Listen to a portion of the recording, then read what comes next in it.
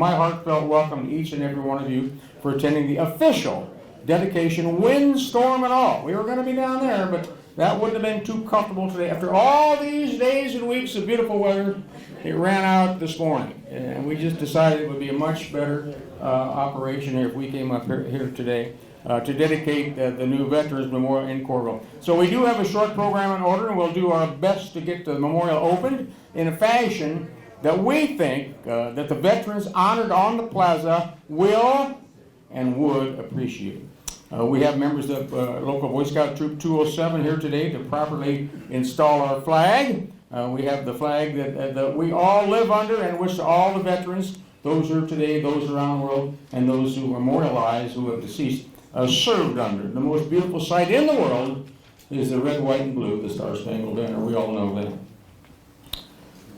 Did you see the Jeeps? I asked you that. The Jeeps are out front. That's our little goal of bringing a little military to this. Thank you, sir.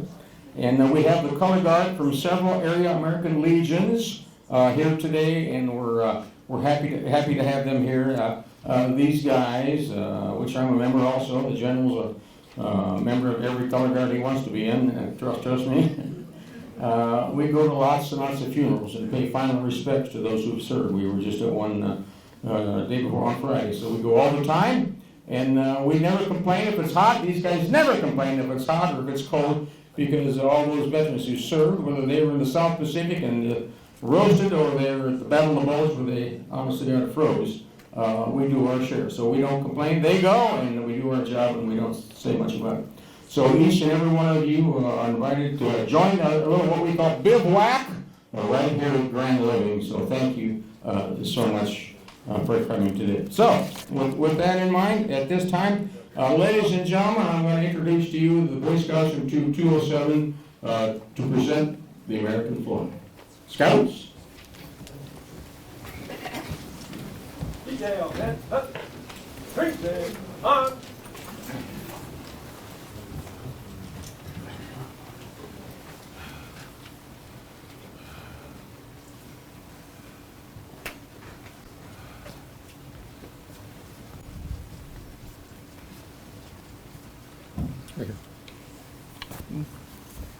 Next row. Post the colors.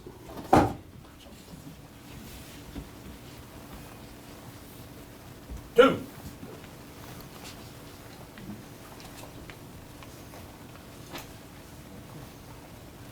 Order. All right. Ladies and gentlemen, this time I'd like to introduce Mr. Stephen Jepson, who had the privilege of growing up right here in Coralville on 8th Avenue, and his dad is a veteran, a member of the Coralville American Legion. His mother was best known as Millie Jepson, or on her license plate said GMA Hawk, Grandma Hawk.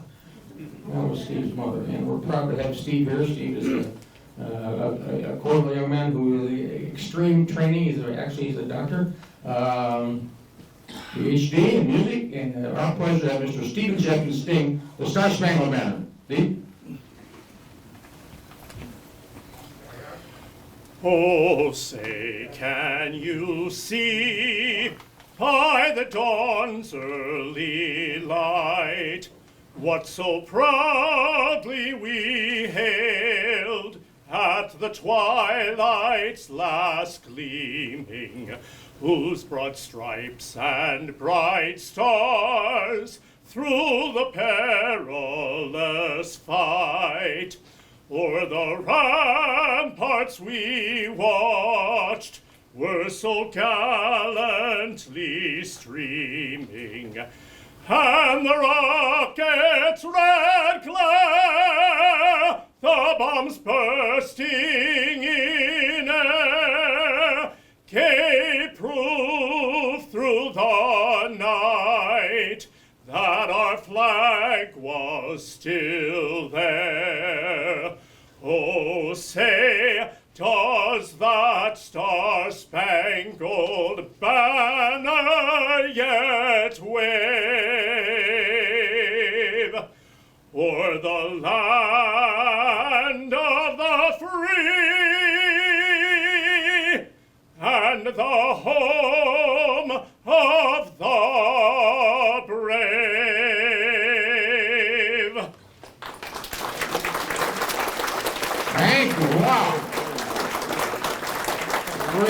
job.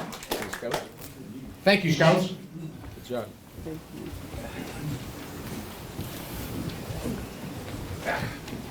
The true and official rendition of the Star Spangled Banner. Great, excellent job.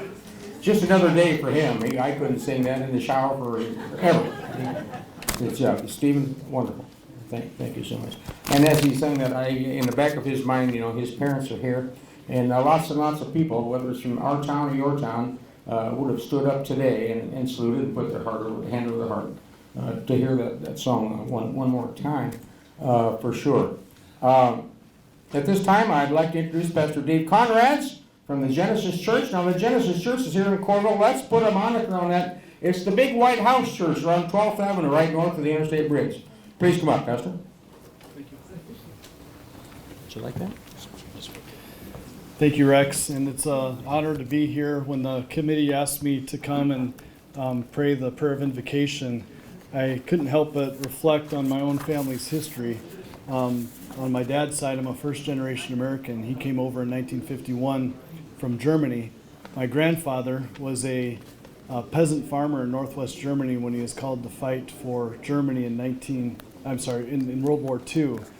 And then he was a prisoner of war in Norway. As soon as he was 38 years old, and as soon as he got back after seeing 2 world wars instigated by the nation he grew up in, he said, I want to go to the other side. And the family came over across the Atlantic, and he was a very, very proud American citizen. And he probably wouldn't believe that this could happen, just to have family part of a veterans memorial. And that's what's great about this country, is how it welcomed a family like my family with open arms, despite being on the other side in 2 horrible world wars. Let's pray together. Sovereign Lord, Creator of all that is, we acknowledge your presence with us today, even as you were with these veterans who passed before us. We're grateful for your goodness and your steadfast love, and how you offer yourself to all people everywhere, including us here today. We're grateful for the sacrifices of our veterans that they have made for this country, a country like all countries that's under your sovereign watch. For the sacrifice is a trait that you embodied and for which we are eternally grateful. And it's a trait that these veterans embodied and that we're memorializing here today and for the days and years to come. Along with Moses in Psalm 90, we pray, teach us to count our days that we may gain a wise heart. And may this memorial service and this memorial point us to that. In Jesus' mighty name, amen.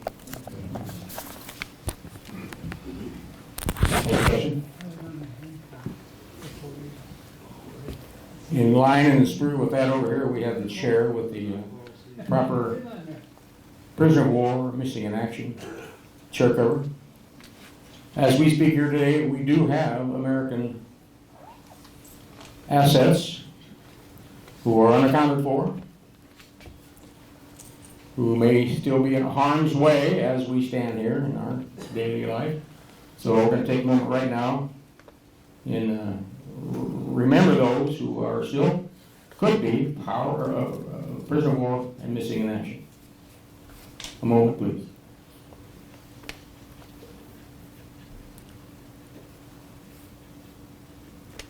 Thank you. There's a great story of a friend of mine here in town. I had several kids, and when I was a kid in Coralville, my World War II veterans, everybody's dad was a World War II veteran. Everybody, all Little League coaches, everybody's dad was, and there were some women, for sure. But everybody's dad. And one of the boys said one day, my dad was a prisoner of war. And we went, wow, that's cool. Well, that wasn't cool, but we were kids. We were Little League guys, and we thought, well, gee whiz, maybe he'd tell us a story, which he never did. And the moral of the story was our friend, everybody's friend, my friend's dad, Mr. Bill Halverson, who General talked with many times about his ordeal over there, came home with the best of them, led a great life, I would say normal life. He was a contractor and a bricklayer, but I know when he lay at night, he couldn't help but remember the days that he spent in the German concentration camps. So that's the kind of the thing that we decided needed to happen here, to bring some of that out here with this memorial. At this time, I'd like to introduce to you the Vice Commander of Walter Johnson, Post 721 Coralville, Mr. Steve McCain. Steve?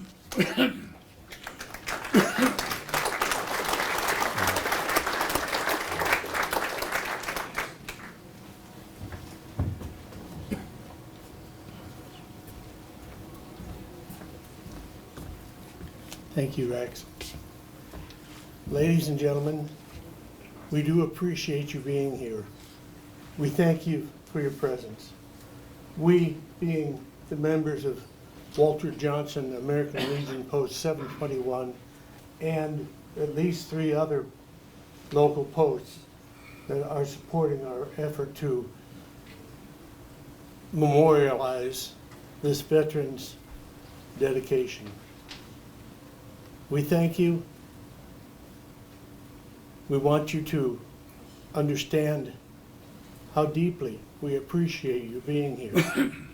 And yes, I did have other words that were meant for outside, but it's not to be.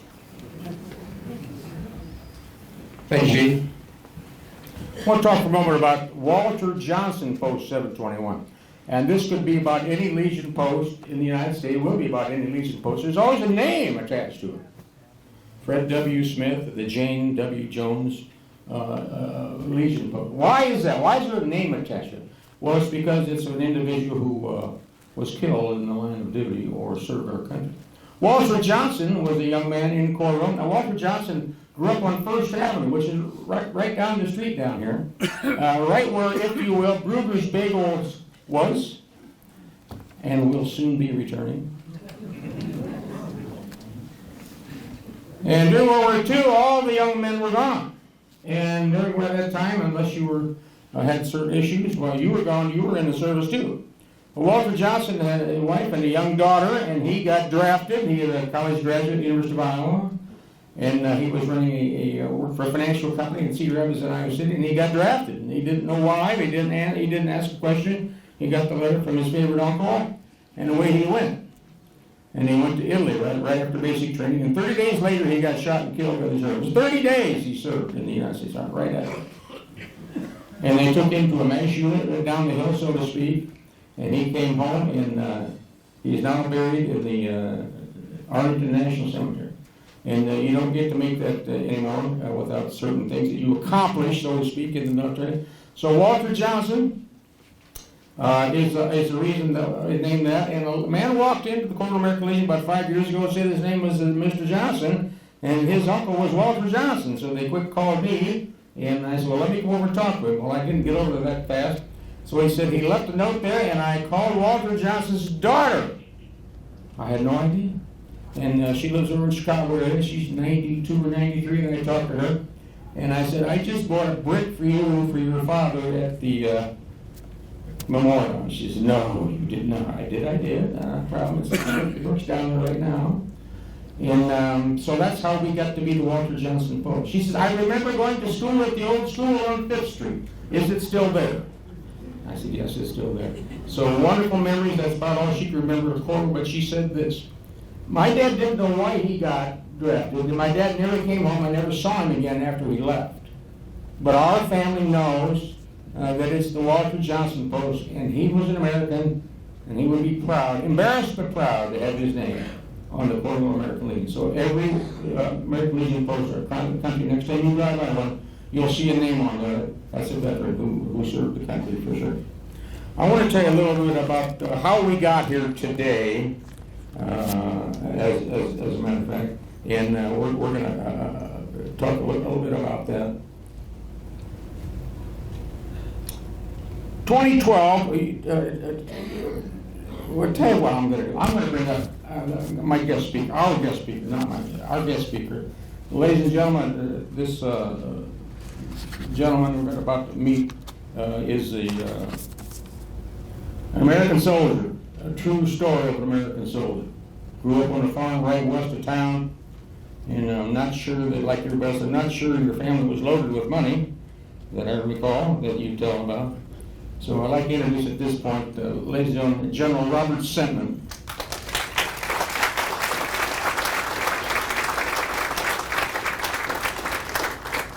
Can you hear me all right? Thank you. Steve, my mother and father were both musicians. They tried their darndest to get me to be one. Mom hauled me to piano lessons and finally she gave up. And you know what? I've regretted the fact that I gave up every day of my life since. Wonderful job. Wonderful job. Can I put this on here for you? Because we're recording, so we're going to want to pick up some of what you say. Whatever I you know say, you don't man. want to hang on to this, but we'll get it here. You own the joint. I'm the detail lady. Detail. Detail. Detail. Yeah. Okay. Is that better? Is that picking him up, Miranda? Got it? Everybody got it? Better? Okay. All right. First of all, I've been involved in several of these memorial building projects over the years, and I know the work that it takes to make it happen. And I think and I can't name the names, I know most of the people that were involved in the one here in Coralville, but I think we ought to give a round of applause to everybody that had a hand in that, because it's just a long, hard project.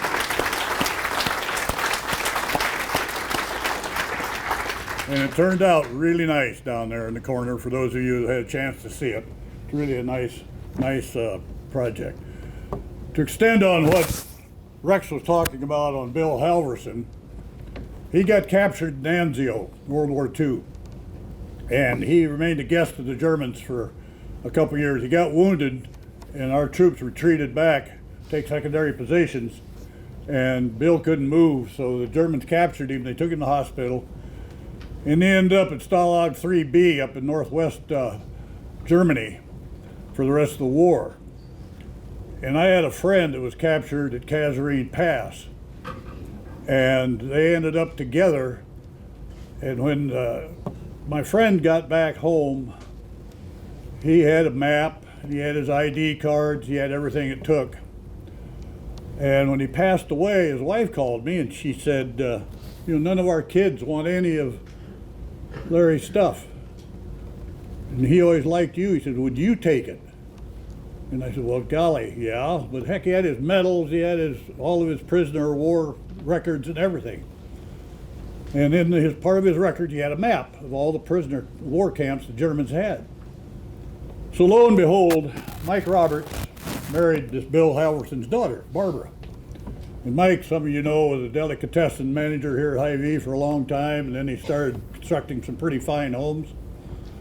And he's a good friend of mine. He likes to hunt ducks too, and lives down the road from us. And he stopped one day and he said, I was talking about putting Bill on the Veterans Trail out here at the Coralville Reservoir. And he said, Barb would like to have you come down and meet Dad for dinner one night. So I said, okay, fine. Tell me what, when, and where.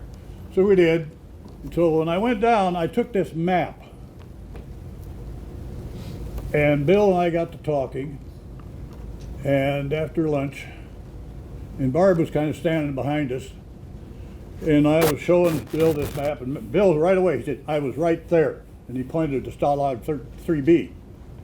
And we started talking and talking and talking, and probably went on for 45 minutes.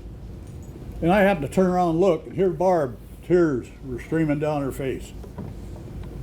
And I went to leave, and she says, thank God you came. She says, I learned more tonight in this hour that we were here than I knew my entire adult life. Never knew a thing, because Dad never said a word. And that happens way too often, folks. It's way too often. You need to tell a little bit more about what we've done, I guess. But everybody feels it's bragging. But that was so touching that night when Barb did that, and I thought, doggone. But Bill passed away. I got him out here on the Veterans Trail at the Coralville Reservoir. So that's just one of many stories. I can sit here and talk all day on stories. But I did turn the combine off so we could spend the afternoon if you all would like. But anyway, veterans are ordinary people, but they do extraordinary things. To begin with, their life in the military becomes extraordinary right off the bat. I went through it, us all went through it. I got lucky and I got to come back as a drill sergeant. This was back in about 1958 down Fort Leonard Wood, Missouri. So I got both ends of the spectrum. And the idea of training is to get everybody in a unified mode. So you respond, you do a command, you do a response to it. You don't sit there and say, well, why should I have to do that? You don't have time to do that. You give a command to say, take that position, you do it. You just don't have the luxury of sitting there questioning your directives. So that sets them apart. And then you get to be stationed on all corners of the globe, see places you never want to go see again, some places you like to go back to, you see it all. So it's a meaningful experience. It's equal to nothing else you'll do in life. So that's just kind of, I call that my description of a veteran. Somebody that's ordinary, yet they do extraordinary things. Johnson County's been kind of thought of as more of not a military type county. But you know what? There's been some great things happen from people coming from Johnson County. We've had a few people that served in when Iowa became a state in 1846. We've had several that served in the Mexican War. We probably didn't come into real contention until Iowa City was the capital, and Abraham Lincoln put out a call for a regiment of troops for the start of the Civil War. This was in 1861. Well, the railroad only came to Iowa City at that point. Sam Kirkwood was the governor. So Abraham Lincoln telegraphed one of the representatives that lived in the Quad Cities to carry this message by rail up to Governor Kirkwood requesting a regiment of troops from Iowa. So he did. He got off the train around 5 in the evening and found Sam Kirkwood heading with his milk pail down to the barn to milk his cow. Boy, that's how many governors have been able to do that since. And anyhow, that's what we started our involvement in the Civil War. The 10th Iowa Regiment was formed at that time down what we called Camp Fremont. Most of you probably never heard of that here in Iowa City, but that's where Wardway Plaza is. And at that time, it was the Iowa City Fairgrounds. So they shut down the fairgrounds. They trained the troops there. Everybody was worried that the fair wasn't going to be able to be held that year, but the orders came through for the 10th Regiment to move to Jefferson's Barracks there in Missouri, and they went ahead and held the fair as usual. So that was the start of our involvement in the Civil War. After that, Camp Pope down by Southeast Junior High was set up, and we had the 22nd and the 28th Iowa regiments were formed there, along with the 4th, 5th, 6th, and 7th Cavalry. The 22nd Iowa, you all know, and if you don't take a trip to Vicksburg, Mississippi sometime, with the 22nd Iowa is the one that gave Ulysses Grant his stardom. They saved the day for Grant at Vicksburg. 28th was there. 28th was noted that they had a company called the Johnson County Rangers. And most of those Rangers were formed from people in North Liberty and Coralville area here. Coralville wasn't very big, but North Liberty wasn't either. But the surrounding areas. And I've got a roster makeup of that company. It's kind of interesting reading because some of the names are still in the area. And anyhow, the 22nd Iowa went with Sherman on his march to the sea. The 22nd was with Sherman at Appomattox at the surrender. And then they went on and they did the victory parade in Washington, D.C. before they were discharged and sent back home. So we didn't have too much more involvement. The Spanish-American War came about. The biggest contribution, I guess we could say, we made, several individuals served, but the University of Iowa let all of their seniors depart as a unit. And they went to Jacksonville, Florida, where they all got typhoid and malaria and never moved another inch. So people back home are eating all kinds of cane, and so they sent them all back home. So they didn't get any further in Jacksonville, Florida. World War I, well, before World War I, we started a cavalry unit, 1st Iowa Cavalry, here in Iowa City, and it had 4 troops, troops A, B, C, and D. A was formed with Sedora and Marengo. B was formed with Riverside and Lone Tree area. C was formed from Coralville, Tiffin, Oxford, and Williamsburg. and D was formed from Coralville, Solon, West Branch, and in that area. And so guess what? They get mobilized to go down to chase Pancho Villa down on the Mexican border. This is 1916, under Brigadier General Jack, I'll think of his name here in a minute. And anyway, they were very successful there. They come back home in August of 16, and 2 months later they got activated to go to World War I. And at that time, the draft had picked up. So the sheriff of Johnson County was taking draftees every week up to Des Moines to get them inducted into service. So that horse cav unit got remobilized, sent back to Texas. They broke them up, made machine gun battalion out of them, and some engineers. And several people here from this area went and served admirably in World War I. The losses of World War I from Johnson County, and this is another study that I did several years ago, and I failed to mention, in the Civil War, Johnson County lost 264 soldiers from the war. In World War I, 38 passed away, but strangely enough, only 5 were from battle deaths. The rest were from a thing called the COVID of 1918, the Spanish flu. And some died en route over to France, some died here in the hospitals. It was just all over the map, but the most severe outbreak of death was from the flu. World War II started up. We mobilized a lot of the Reserve and National Guard units again. And the draft again, of course, picked up. And we served, I'd say, pretty admirably. There's people here in Johnson County, some of you knew, some of us didn't know. And I'll just name a few just off the top of my head. But Bill Meredith used to be an attorney here. He flew A6s, and he was in the Pacific Theater. They brought him back in '43 and put him back in an A6 and sent him to England, and he photographed the D-Day landings. And along with him was a guy, another attorney here in Iowa City by the name of Bill Tucker. Bill Tucker was a P-47 pilot. He got shot down on the beach. And Bill come up to me one day and he said, God darn it, he says, they picked me up at 2 o'clock.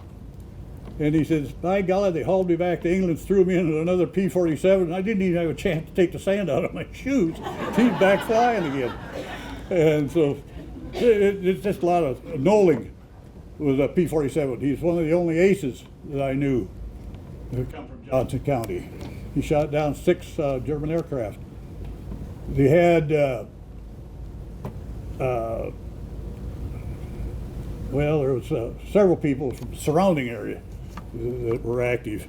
The CEO of the First National Bank, Clark Hooton, he drove an LST, hauled troops. He was one of the second wave that hauled troops into the Normandy Beach on D-Day.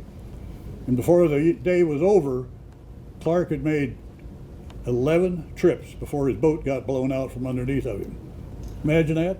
And you talk to Clark, Bud we all called him, he never ever said a word about that. But it's just amazing, the things that some of our people have done and not any notoriety about it whatsoever. Another young man, and I'll talk about one more, Don Williams. He was a realtor here in Iowa City. Rex should have knew him. And he built a lot of apartments along, Dubuque Street. I call it 218, whatever. But Don was a P-38 pilot in the Pacific. And he happened to be in the squadron that shot down Yamamoto in World War II. It changed the tempo of the Japan War. So Don, another guy, wouldn't say a word about any of it. Not a word. So that's what, the guys just did their job, and I think that's all that was expected of us.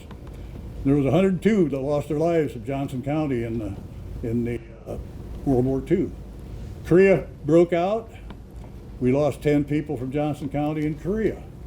And they served in Army, Air Force, Navy, Marines, Coast Guard, every branch you could think of. But I do want to go back to World War II just for a second. There were 2 ladies killed in World War II.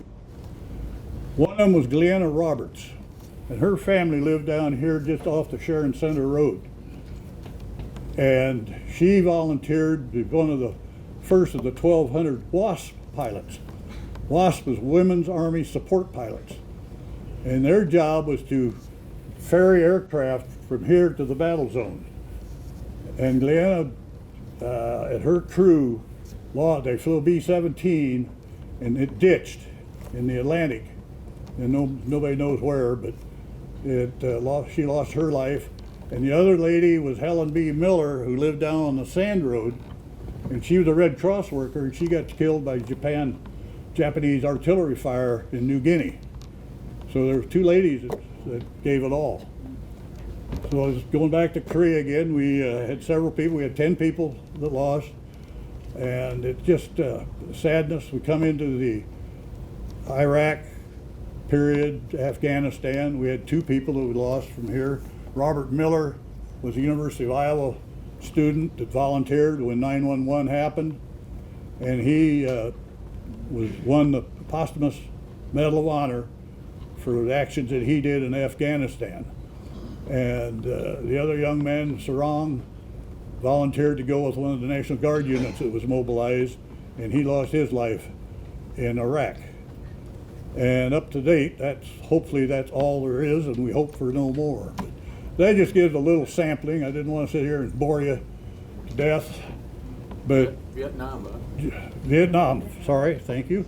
Vietnam, we lost 11 in Vietnam, and we had every branch represented in Vietnam from Johnson County, and we had some real good heroes that come out of Johnson County that fought there. Vietnam was a strange animal,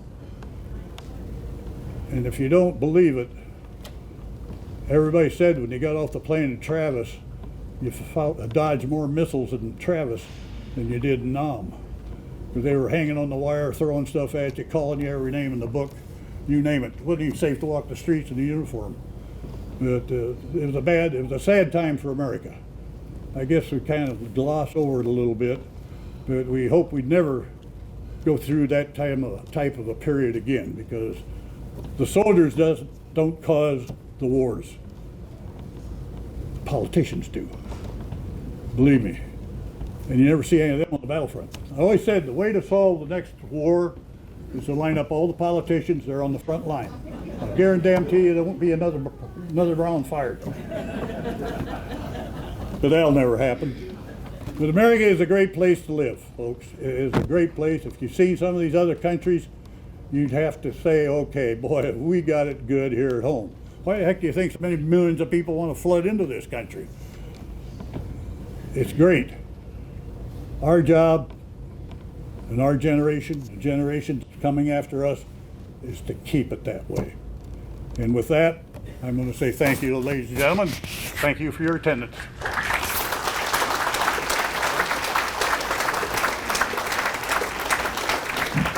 Ladies and gentlemen, it's General Robert Sentman. Thank you, Bob, for your service and for your speech here today.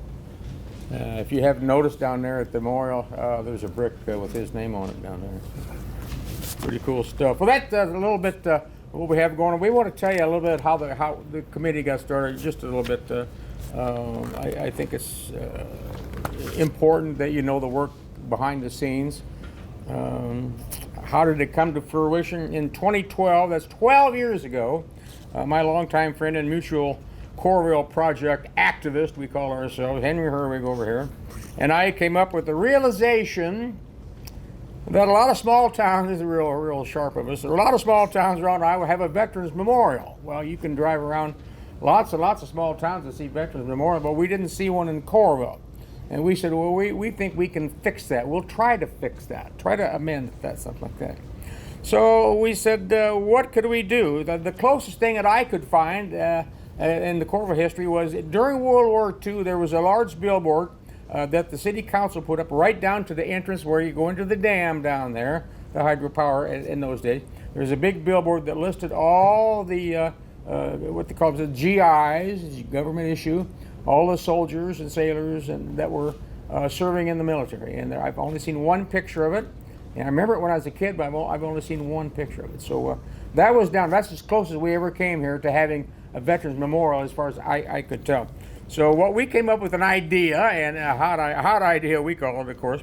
So we're both members of the Sons of the American Legion, and we took our idea to the Coralville American Legion one night at a meeting.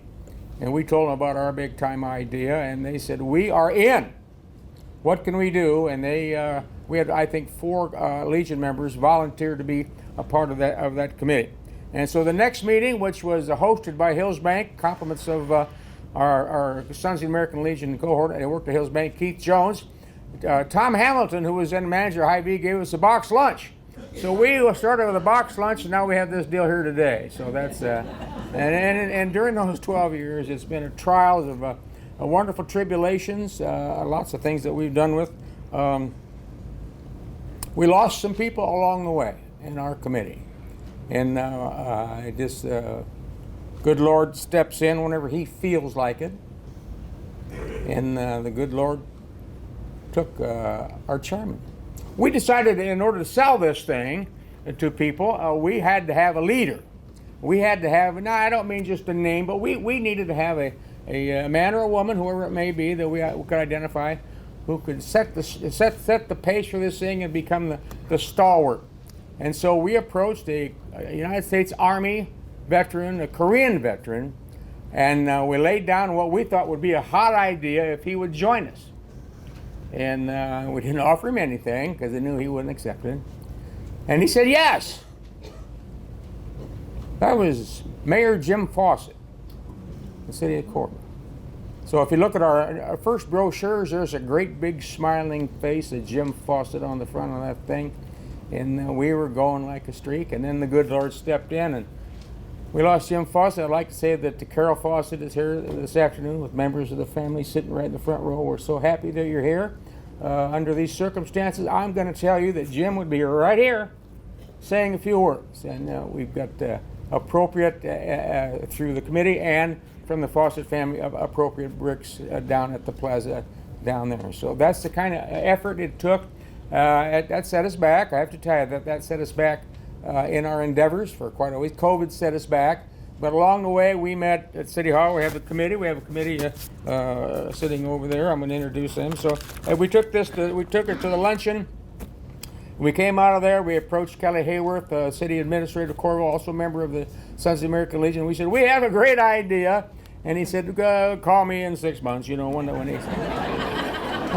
when he sees Henry and I come in, and probably not. Anyhow, he didn't. He said, let's talk about it, is what he said. And so he said, well, that sounds like a wonderful idea. It'd be a wonderful addition to the city of Coralville. Do you have a site in mind? And we said, we do not have a site in mind. So we went back and forth, back and forth. He said, I think we can come up with a site right here in Coralville. Wonderful. And that site is right exactly where it is today, at the Coralville Cemetery. We said, well, wait a minute, though, that's right inside the gate. Is there enough room there for what we have planned? Because in the meantime, we had hired an architect, raised a few funds, and started to sell a few bricks. Had a little bit of money, hired an architect, and we all decided it would fit in the corner. So we ended up with an engineer's drawing, an engineer's layout of where it is, and that's where it is today. And along the way, we changed designs. We changed the shape of the big granite stones. The granite stones, you've seen those? Happy New Year, $35,000 a piece from India. And they were all engraved. I'll tell you a great story. They're all engraved by Country Landscape here up in North Liberty. And I was talking to them, they were there the other day. And they said, this has been a wonderful project for our company. And they said, this is like the largest type of thing we've ever done like this. And when they bring those granite, they're blank, they're like blank. And they put on a giant machine, and the machine is an engraving type of machine. It's huge. We went out to see it in action many, many times, and it's a water jet type thing, cuts the brick, the stone, and they said this is just a wonderful type thing. They're not easy to do. We're very proud of the work that we did here. And so we feel all along the way we've hit nothing but home runs with the results that we got. We didn't hit a home run everybody we called on. General Sentman and I, we decided we needed to go talk. Let's get a couple banks involved. Where do you go when you want to rob a bank? They said, well, you go to the banks because they have the money. So we said we're going to go talk to the bank, and Bob said General Sentman set us up with Charlie Funk at the Midwest One Bank, and we walked in the door and told him I had a brochure or some early thing. Within 60 seconds, he said, we're in. That was a sales job. That was showed him something. I could have showed him a picture of the Hawkeye. He didn't. He just we're in. Didn't care. We went to Hills Bank, and I don't think the door slammed behind us. They were in. And then here's the procedure. They'll have procedures you have to go through and things like that. And we got that many time after time after time. We started selling the bricks to families. I had a 93-year-old lady call me from Minnesota who grew up in town, 10th Avenue and Hemp Hill Road in 10th Avenue and the 500 block of 10th Avenue in Coralville. Bevs, it would have been your neighbor when you lived there. She would have lived 3 doors north of you. And she called me. She's crying on the phone. She said, "Rex, is this going to happen?" I said, "Yes, it is." And she said, "I want a brick for my husband, Dale Devers." And so Dale, she sent me the money. "How much is it?" And I told her. She sent a check down for more than that amount. We had companies call us. "We want to be a part of that. Can we donate cement? Can we donate technology? Can we get involved?" It was called gifts in kind. People wanted to work on that job. Some of the contractors said they had, if you will, guys on their company who wanted to work on that project. That's what this was about. Whether they were veterans or not, everybody got behind this thing. So the selling of the bricks, it wasn't so much the selling of the bricks. We don't care. That's how we remember the names on the bricks. It wasn't started to be our main way to make money, raise money. That's what all the money goes to the more. But that became a real fabric of the thing, why people are there. I met with people just 2 weeks ago, and they said, "Can we buy some bricks and have our family?" We've got 5 family members. I said, "If the spot is available, you come out and pick out your own site," which we can still do if it's available. "You come down and pick out your own site." So they did, and I gave them a red magic marker, and I said, "They're coming next week, and you put the dots in where you want them, and when those guys get here, you come over and put Uncle Fred here and Grandpa Bob there and things like that." That's what they did. And I don't know if they're in the crowd today. Are they here today? Are they Marvin, Sherry? Are they around? They were going to be here. Anyhow, that's what happened. Other people in the crowd, we did the same thing with. We made sure that the families got to be together. I took some of my dad's best buddies when he was a kid. They all ended up in World War II. I put them right next to each other. Wow. So as the funding went forward, you can see what we got. And so I'd like to say hello to the committee. I'd like to have the committee stand, please. Cherry Proud. We had to go, even though Kelly Hayworth said the council likes it, you have to sell this to the Parks and Recreation Department and the Parks and Recreation Commission. So we met with them, and we met them on site over here, and they approved it. Cherry Proud. Henry Herwig is here. Over the color guard over there. Gary Kinsinger. Other than Jim Fawcett, Gary Kinsinger is the only veteran on the committee. So that should tell you something about our want to do this. We have 1 veteran involved, other than our regular committee, other than Jim Fawcett. Keith Jones, Diana Lindell, Kelly Hayworth, and Rex. And all the meetings we've had, we all knew the goal. We all knew where we wanted to get. We all knew it would happen, but it takes money to do things, and that's why we're there. So we turned Henry Herwig loose on the project. We had to get the okay from each branch of the military to use their official insignia. Well, we decided Henry would do that, so we made him do that. And so he had to call the Pentagon and say, "We want to use the Army insignia." So just a minute, we'll put you on hold. So that, 30 phone calls there. He talked to each branch of the military, and then he called one day and said, "I need to talk to the Space Force." And they said, "Who?" The Space Force. If you notice down there, the Space Force has a wall, has a placard on it. And they said the engineering companies, everybody, they had to have a computer thing called a vector. Had to send it to us on a computer called a vector. You can't send us a drawing. You can't just send a drawing with an engineer's 3x, 4x, blah, blah. Has to be a vector so they can put it on the computer and load it. Okay, well, we need a vector for the Space Force. The who? We had a hell of a time getting a vector for the Space Force because it's so new. I talked to the guys who cut those bricks, and they said the Space Force one was the hardest one that they did because of the layout of the angles of the different things in the Space Force. On Memorial Day, when we read the names, I saw a gentleman standing out there with a uniform on, and which I didn't recognize, and he was the only person I've ever seen. He had a Space Force uniform. I said, "What do you do?" "Can't tell you." Thank you very much. So I don't know what the hell they do, but the Space Force is there and is protecting us. That's what counts. So that's how it went until we got all of the men, and someone said from left to right down there, "Which branch goes first?" Hoorah! Army. Well, the funny who said hoorah? They said, the Marines said, "We go first because we don't follow anybody." That's the honest to God truth. We said, we're going to run it the way the government would run it, not the way you want to do it. I could tell you a good story about how the general got in an argument in a parade for the Fry Fest. He's on his horse in his World War I retro garb, and we're going to march up First Avenue, and he goes down there, and they had several branches there. The Marines were there, and the Army was there. And he said, "Okay, march behind me, going to be the Army." And the Marines said, "We're not marching behind no damn horse." So he said, "I'm a general, you're not." The Army goes, Army goes first, Marines will go second. Because Hayden Fry was a Marine. So the Marines figured that in honor of Hayden Fry, we'll go. He said, "I'm the general, you're not, you'll go second." So that's we've had issues all along the way, all in good jest, all in good fun, but the Marines meant it, by the way. So from left to right down there, that is the absolute correct order that those departments were started in the United States of America. You'll see them down there. And today's we're here because of the wind. No, nothing wrong down there.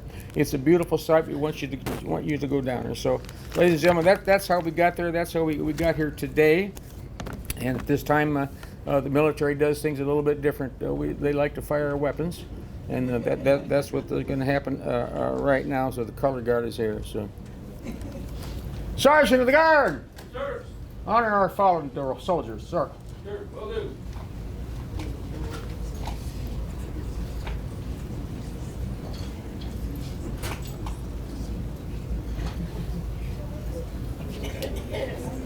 You'll have to give them a present.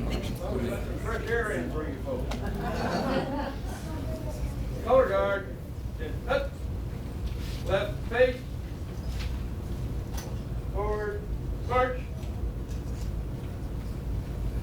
Take him out. Change his mind. Rifle squad. Pin up. Right face. Forward arms. Forward march. Column right.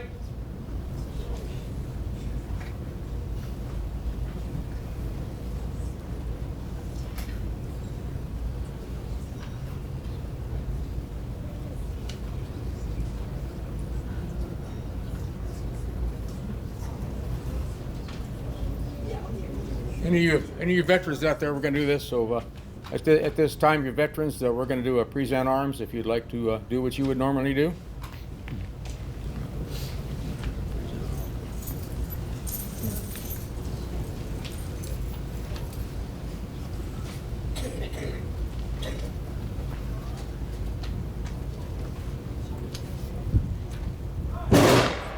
Present arms. Got it, buddy. Got it.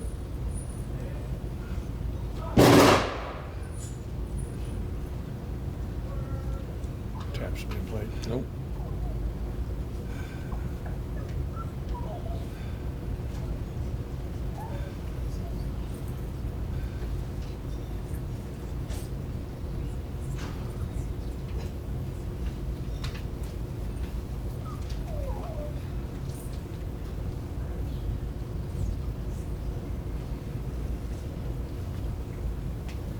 Present arms when they march back in. Present arms when they march back in. Present arms when they march back in. Yeah.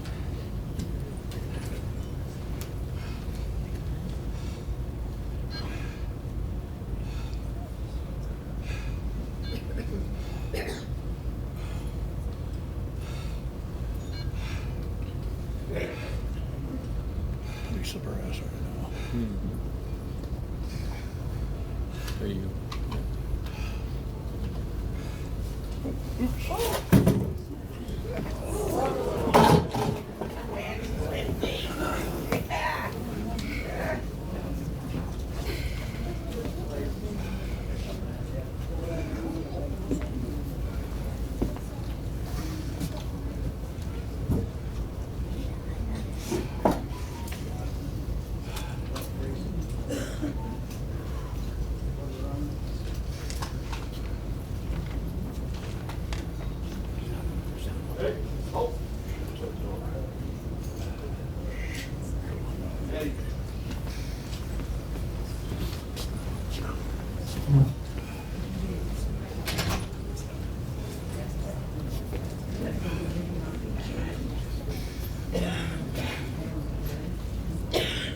Sir, I'd like to present to you at this time the Smith cartridges. We didn't find them all. There's still a few more out there in the grass.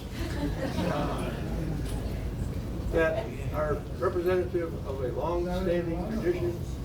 21 rifle salute, which we perform today. It's our honor to do so. Sir.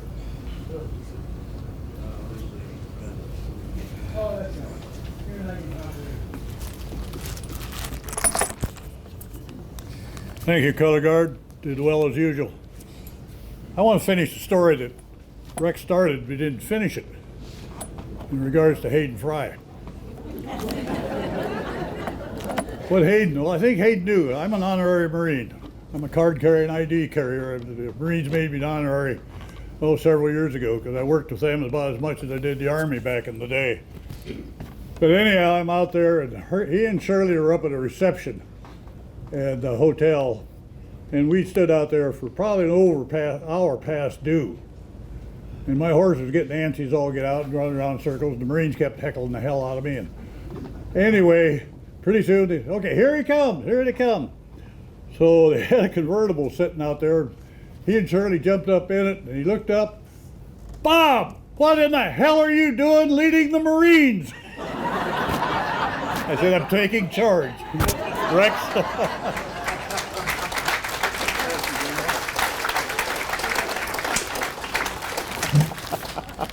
Couldn't even make Hayden Fry happy, for God's sake.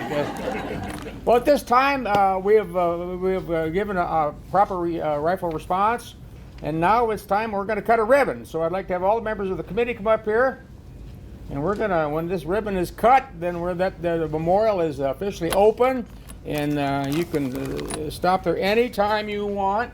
We'd like to have you that, and then you're all invited to go down the hall down here. There's little refreshments down there.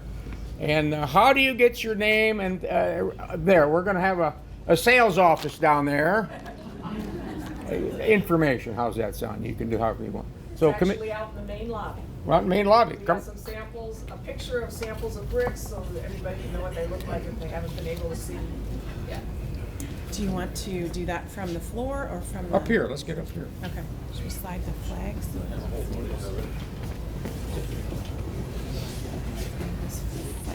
General, put the general right in the middle. Go ahead. And then across. Okay. Are you next to the general, or who are you? Yeah, go ahead. Whoever's, hold it pretty tight so that he can get it. All right. Tell me what. Okay, first we're going to take some pictures. Where'd Valina go? Or everybody who needs a picture.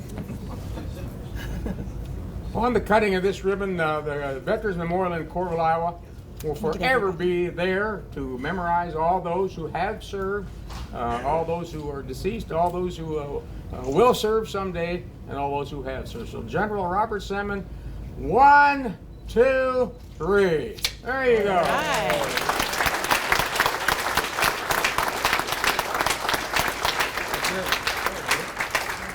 I'll let you have that. All right. You want to say some words? Go ahead. Just one thing. That concludes our ceremony and dedication. I do hope you get to go down and see the memorial. Stop by anytime. It's absolutely beautiful. And between Oak Hill Cemetery and the memorial, very peaceful place, I find. Whenever I need kind of a moment to think, it's a great place to think.